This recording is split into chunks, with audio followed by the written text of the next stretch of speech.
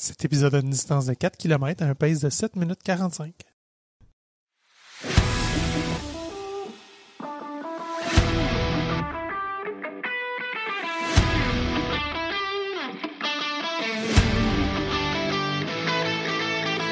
Ici, on parle d'entraînement, de motivation, d'équilibre et tout ce qui nourrit notre passion pour la course. Je vous présente Coach Bill, curieux de la science derrière le sport. Il analyse les tendances et nous propose des stratégies pour courir de façon plus efficace et intelligente. Je vous présente Coach Isa, avec qui chaque foulée trouve son équilibre. Elle crée une connexion authentique avec nos invités, ce qui nous donne accès à des humains formidables et des histoires inspirantes. Que vous soyez sur bitume, en sentier ou bien à l'écoute chez vous, on est là pour vous aider à avancer. Embarque-tu avec nous pour une petite course? Dans le dernier épisode auquel j'ai participé, celui de Lego avec l'épisode avec les bananes, j'ai nommé que j'avais pas couru cette semaine, puis que j'allais revenir parce que ça faisait du lien avec l'épisode qu'on est en train d'enregistrer, puis on n'est jamais revenu. Je me suis rendu compte de ça après avoir fini d'enregistrer. Puis là, je me suis dit, au pire, j'en parlerai dans le prochain épisode. Puis j'ai pas reparticipé à aucun épisode après ça. Mais vraiment, ça faisait du lien. Ça va en faire avec le thème de l'épisode aujourd'hui.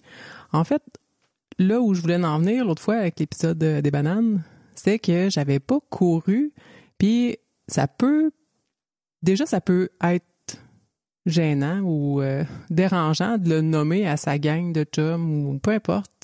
Sur Strava, des fois, c'est juste t'as pas été courir cette semaine, t'as l'impression que le monde sont allés voir ton Strava puis ils vont savoir que t'as pas couru. Mais là, de venir le dire en plus dans un épisode, alors que je suis coach Isa, puis que j'anime un podcast sur la course à pied, j'ai pas couru cette semaine, on dirait que ça amène un certain poids.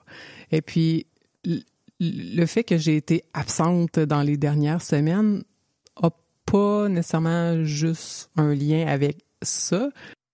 C'est des événements de la vie, en fait, qui a fait que j'ai pris une petite pause de podcast, mais ça a eu un impact aussi sur ma course, sur la course, sur le fait de courir souvent, sur le fait de courir longtemps, sur le fait d'avoir la capacité de courir comme je le voudrais. Donc, mon mental voulait, puis mon corps me le permettait pas.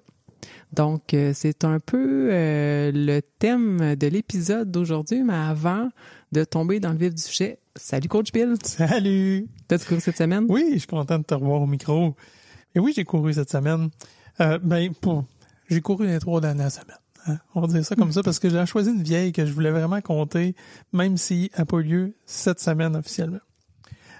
Pour vrai, c'est la semaine passée, ma mère demeure à la Tuque, on est monté les trois gars, mes 2 frères, pour aller peinturer sa chambre, puis à un moment donné, je me suis timé, je disais, OK, mettons je fais ce couche-là, le temps qu'elle sèche, j'ai le temps d'aller courir.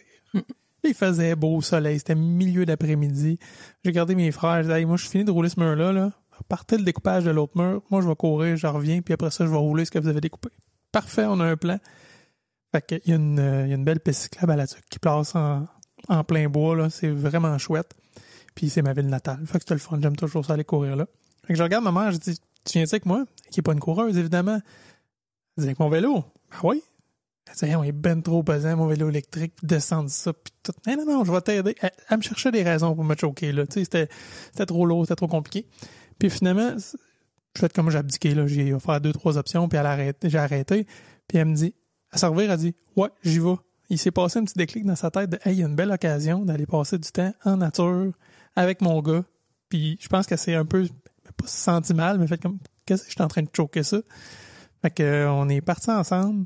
C'était vraiment sweet. Parce que c'est la première fois que je pouvais partager une course avec ma mère, disons. Puis ça arrivera pas en course. Tu sais, elle est venue peut-être 2 fois des événements me voir. Mais essentiellement, sa ligne d'arrivée, elle m'a partir, puis 1 heure, 2 heures après, je reviens. Salut, je suis fier, j'y raconte, mais tu sais, me voir courir ou vivre une course avec moi, non. Fait que j'ai trouvé ça vraiment cool. On a jasé tout le long. Je pense qu'elle s'attendait pas à ça.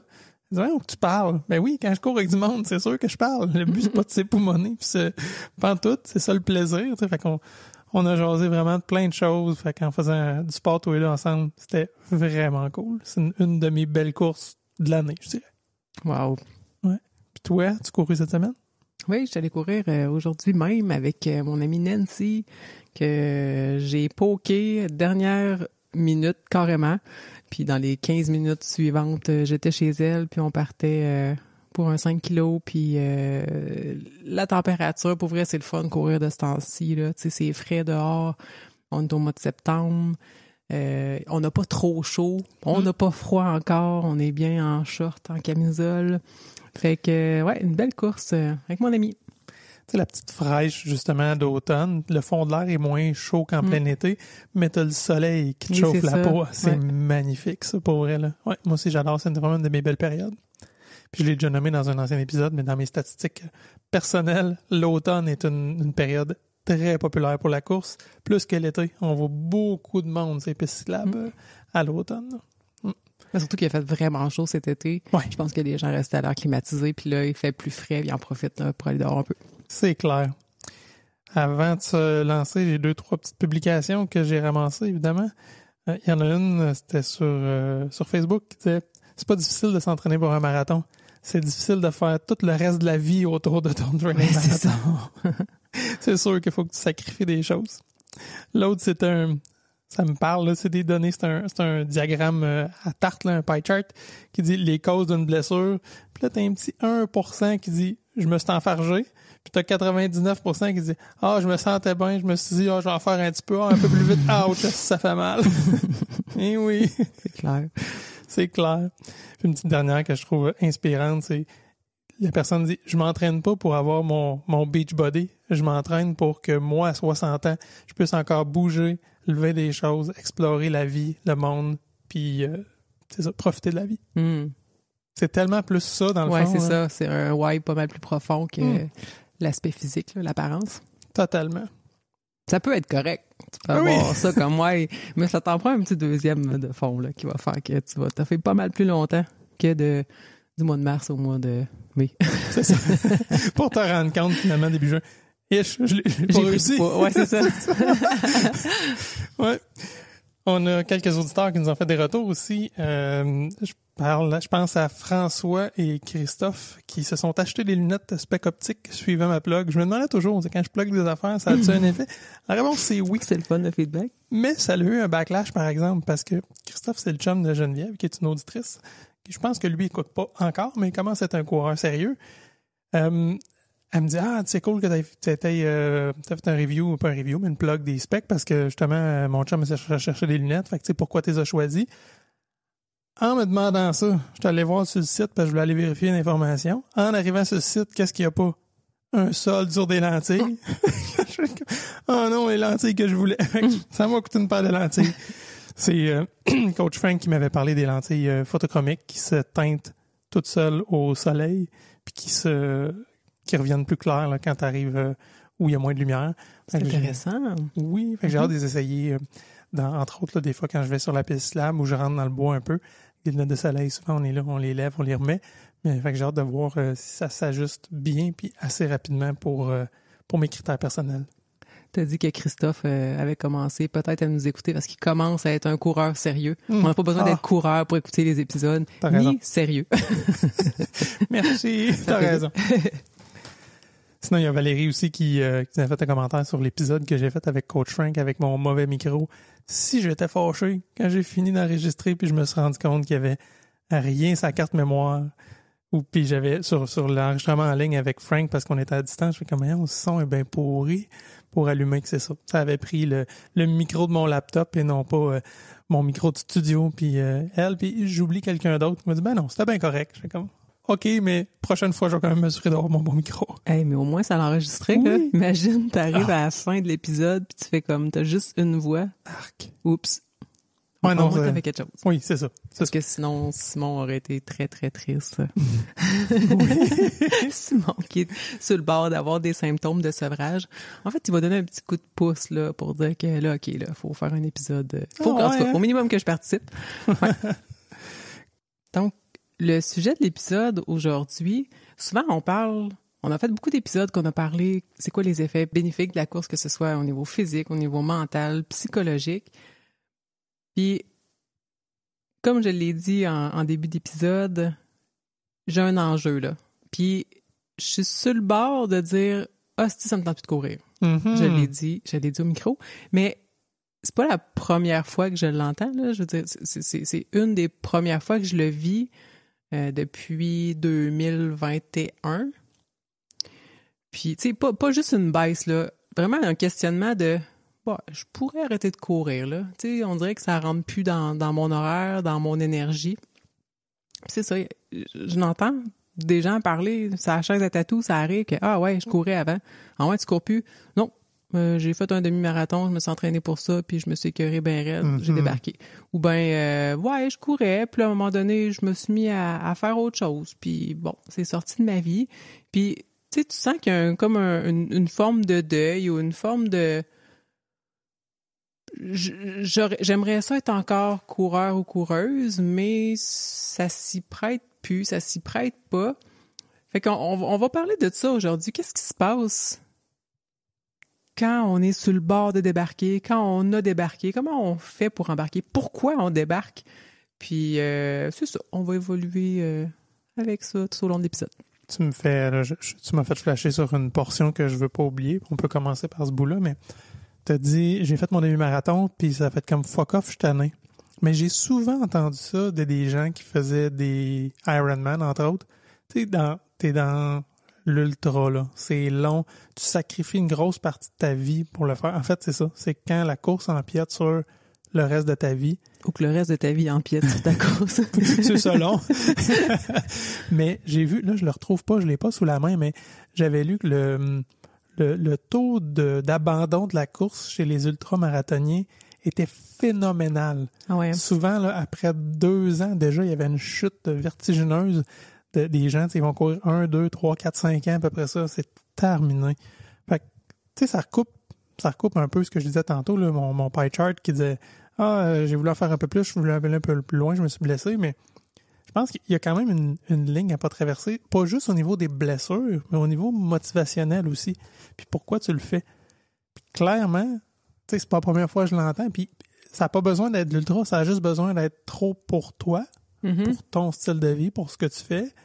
Ça pourrait être de dire, je me suis dit, je vais faire un 5 par semaine, puis c'est important, toutes les semaines, il faut au moins que je fasse mon 5, puis qu'une semaine, tu le fais pas, parce que t'es tanné, puis là, tout dégringole.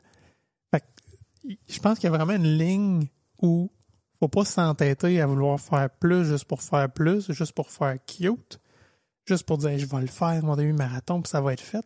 Parce qu'à un moment donné, on vient dans une énergie où on est écœuré de s'entraîner, là. Tu sais, je parle pour moi, mettons, ça m'est arrivé dans mes entraînements marathon où, faut que j'aille courir 36 en fait. Si, quand est-ce que je vais faire ça? Ça rentre pas. Puis là, je repousse, puis dimanche. Non, pas samedi. Puis là, dimanche matin, faudrait que je me lève de bonne heure et y aller. Ça me tente pas. J'irai dans l'après-midi. Là, arrive le soir, puis là, la culpabilité qui embarque, puis tiens, si je le fais pas là, je peux pas le faire l'autre week-end, etc. Fait que tu sais, il y a tout ça qui s'installe de partir, puis ça te tente pas. Même si à la fin, t'es content, puis que t'es heureux, puis t'es de bonne humeur, tu dis, finalement, c'était cool, puis je suis fier de moi, puis c'est fait. J'ai quand même vécu pendant une couple de jours avec ce sentiment-là de ça me tente pas d'y aller, là. Puis c'est pas juste une fois que t'as à faire 36, la semaine d'avant, t'as fait 34 ou 32, puis c'est long aussi, là. Tu dis, OK, c'était 4 km de moins, mais c'est vraiment long faire 32 km, fait que c'est plusieurs semaines en ligne. Oui. C'est l'accumulation de tout ça. D'un bord comme de l'autre. C'est l'accumulation de toutes ces longues sorties-là qui fait que tu es prêt puis que tu passes un bel événement, mais c'est l'accumulation de toutes ces sorties-là aussi qui fait que tu t'écœures, là. Puis un peu dans le sens de ce que tu disais, t'essayes de faire ce que tu as à faire pour bien performer pendant ton événement. Puis on le dit souvent, la motivation ne sera pas toujours là. Fait que ça prend de l'assiduité, ça prend de l'engagement. Mais ça se peut qu'à un moment donné, tu n'y arrives pas. Tu n'arrives pas à le faire. Fait que c'est sûr, tu sais, parce que là, on vient se contredire. Moi, ça me fait rire parce que les fois, on dit des affaires dans des épisodes, puis là, après ça, on va dire son opposé. Oui.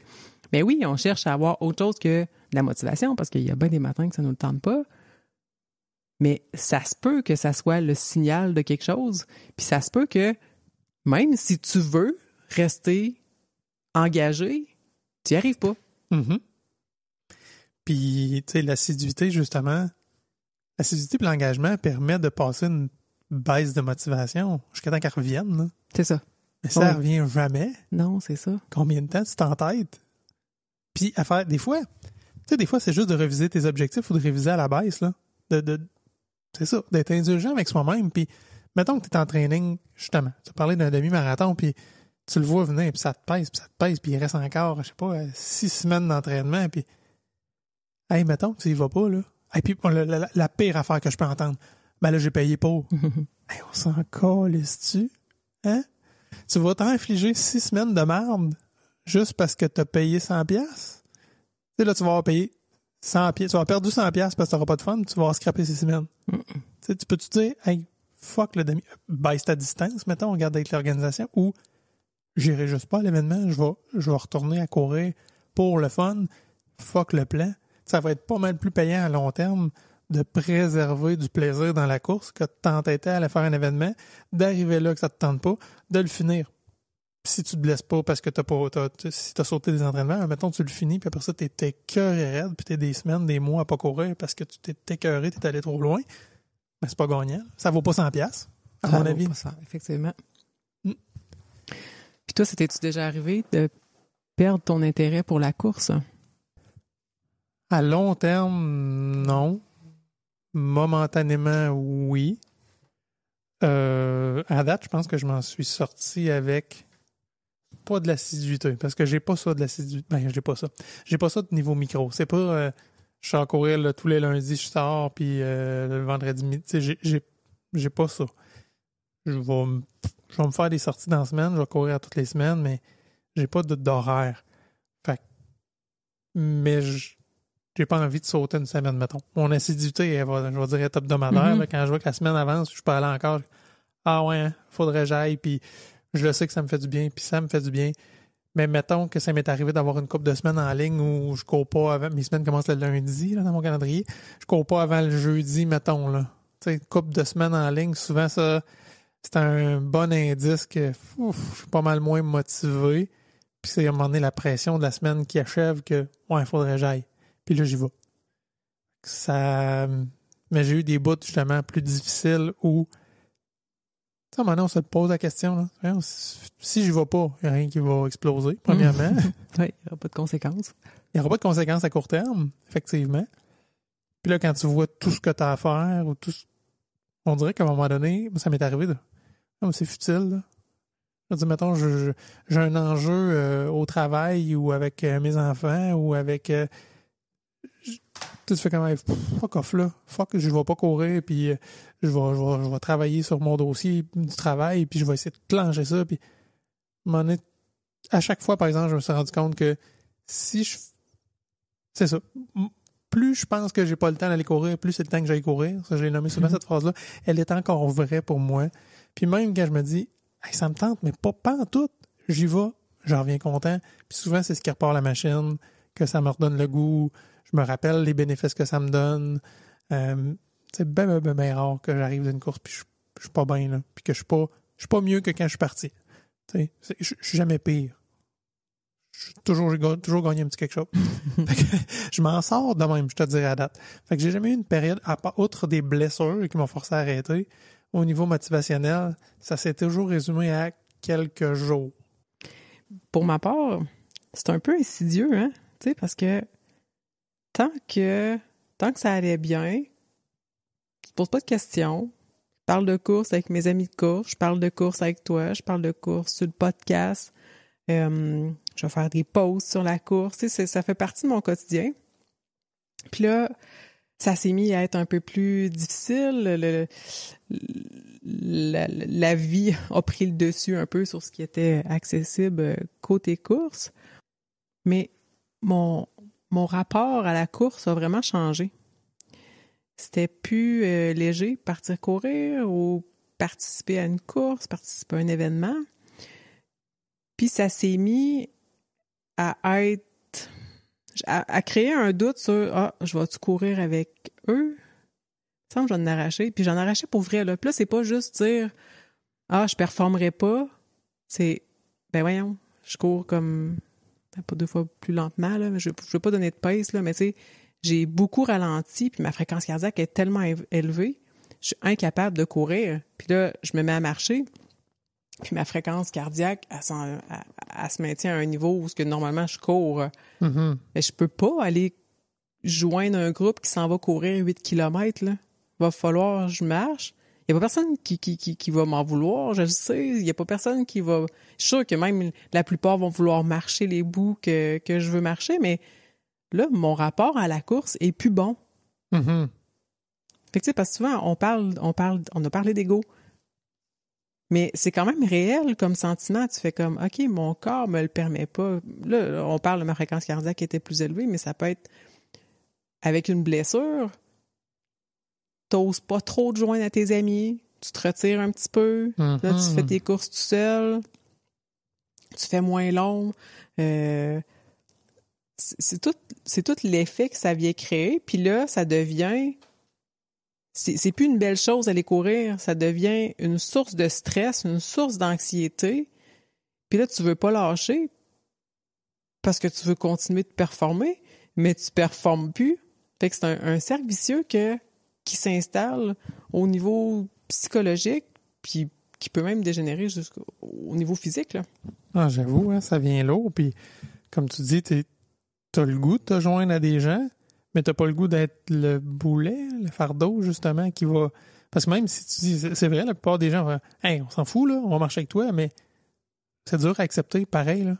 Ah, puis il y a une différence entre que c'est une course, une sortie difficile, puis non, c'est pas, je vais crissement pas bien. Tu sais, j'ai envie d'être chez nous, j'ai envie de revenir chez nous. Mm-hmm. Quand tu pars faire une course, puis ça m'est arrivé, j'ai fait, je vais juste faire le tour de ma rue, puis je vais faire plusieurs tours.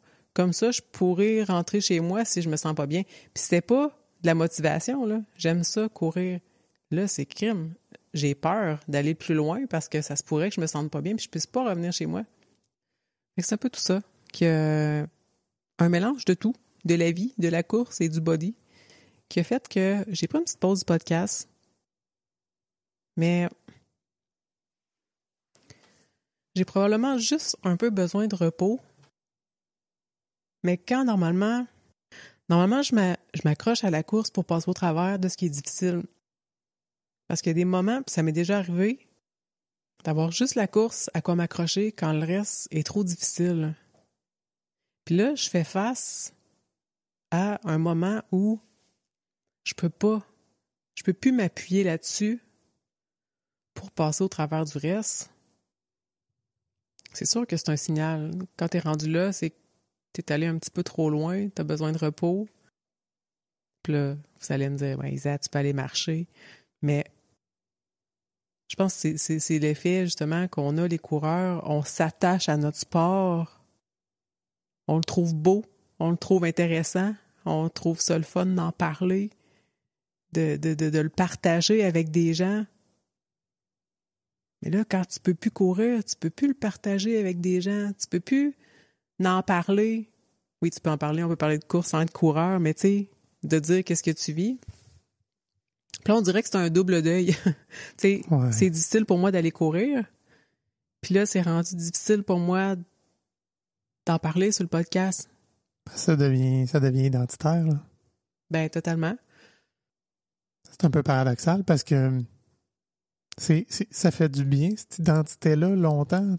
Quand tu réussis à la bâtir, cette identité-là, moi, elle me plaît. Ça me fait du bien de me sentir un coureur, de m'identifier comme un coureur. Mais t'as effectivement le risque que la journée où tu ne te sens plus un coureur, c'est une partie de toi qui part. Là. Mm-hmm. C'est comme tu dis, non seulement c'est un outil que tu n'as plus ou qui ne te sert plus de la même manière, mais en plus, ça peut faire carrément une crise identitaire puis te demander « OK, mais je suis qui si je suis plus ça alors que je me suis défini par ça pendant des mois, des années? » Puis c'est au-delà de la pression sociale puis de la pression des autres puis des réseaux sociaux parce que là, ça devient intrinsèque. Là. C'est vraiment toi envers toi. Ce que tu te compares, c'est ce que tu étais capable puis ce que tu peux plus faire. Là, ça n'a même plus d'importance. Les autres, ça compte, là, mais on est au-delà de ça. C'est toi envers toi. C'est-à-dire, je suis plus capable de faire ce que je faisais. C'est ça qui est difficile, puis c'est difficile en retour de blessure. Mais là, quand t'es je vais dire en processus, c'est pas en processus de blessure, mais t'es en train de te rendre compte que ça te glisse sous les pieds. C'est tough à gérer, là. Puis, tu l'as dit, c'est un cercle vicieux parce que ton outil pour te sortir de ça, des situations comme ça dans la vie, c'est la course. Mais là, c'est la course, c'est le sport lui-même qui est générateur de cet effet-là. Ça te prend, j'imagine que ça te prend une bouée qui est haute, là. Ça te prend autre chose temporairement à quoi t'accrocher pour dire, OK, tu sais, je sais pas, tu sais, t'as nommé, oui, prendre une marche, être en nature, lire, whatever, mais tu sais, il faut que tu te réalises dans d'autres choses parce que le besoin de réalisation pour l'humain est super important. Fait que si tu as misé énormément sur la course, puis là, c'est plus possible, ton besoin quand même comme personne de te réaliser existe encore. Mais si tu n'as que ça, puis tu n'avais rien d'autre, ouch!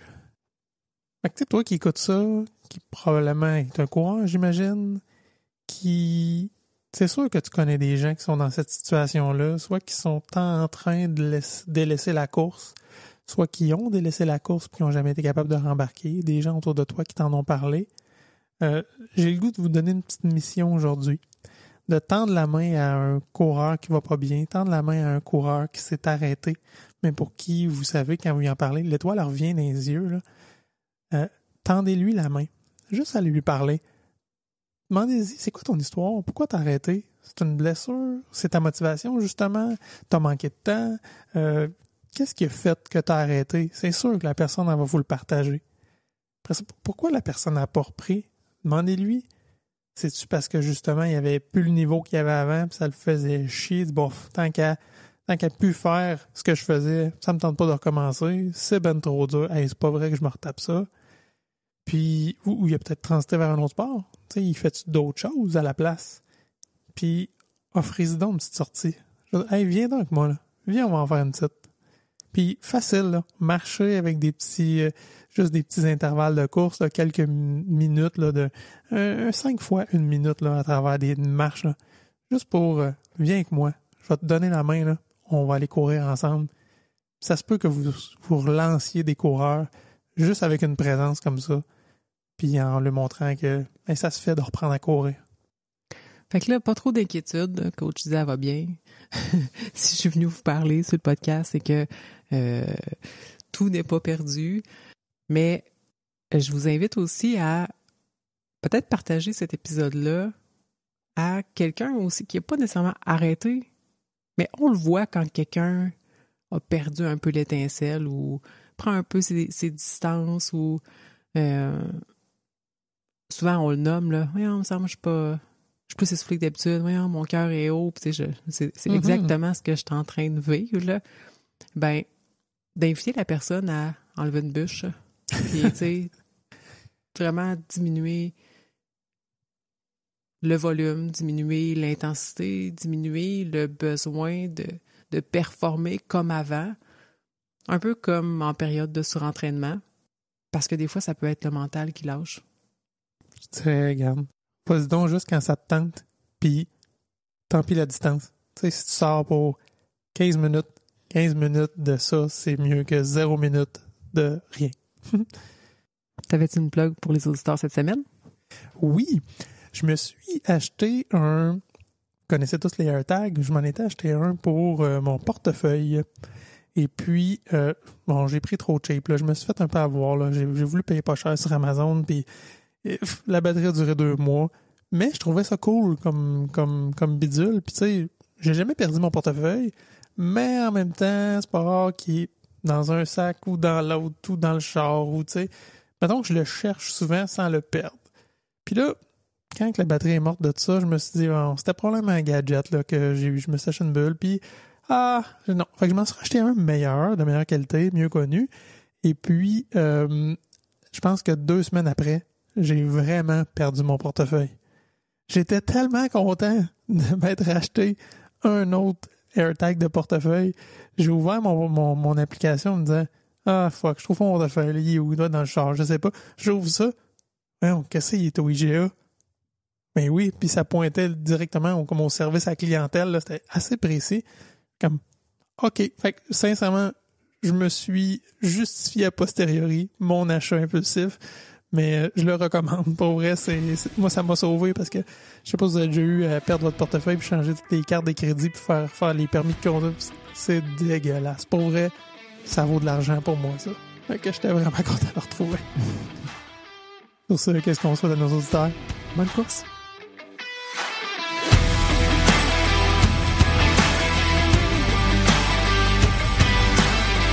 Si t'as aimé cet épisode, prends le temps de le partager autour de toi. Abonne-toi sur ta plateforme préférée pour ne pas manquer les nouveaux épisodes qui sortent chaque mardi. Puis tant qu'à y être, laisse-nous un petit commentaire puis un 5 étoiles, c'est toujours apprécié.